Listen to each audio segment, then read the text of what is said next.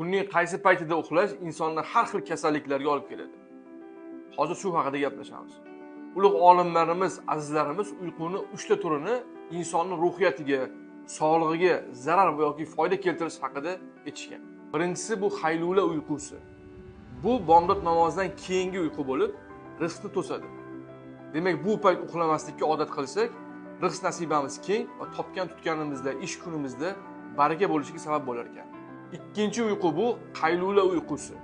Bu uyqu peshin namozidan oldin yoki peshin namozidan keyingi qisqa uyqu bo'lib, bu paytdagi uyqu insonning salomatligiga koni foyda bo'lib, kun davomida tetik yurishingizga, energichni yurishingizga, aqliy faoliyatingizga ijobiy ta'sir ko'rsatib, ish samaradorligini oshiradi. Uchinchi uyqu bu aylula uyqusi. Bu asr namozidan keyingi uyqu bo'lib, turli xil kasalliklarga sabab bo'ladi. Hatto parishon xotirlik va jinnilikka olib keladi.